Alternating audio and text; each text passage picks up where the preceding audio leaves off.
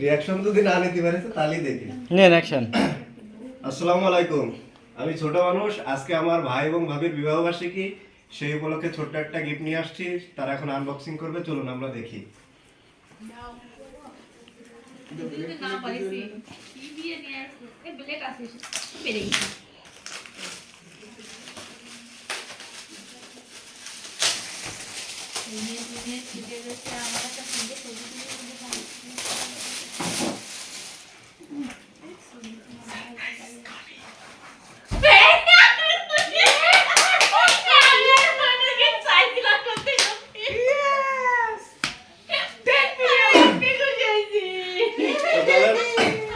দর্শক, ভাইয়ের অনুভূতি শুনি, তার কেমন লেগেছে গিফটটা।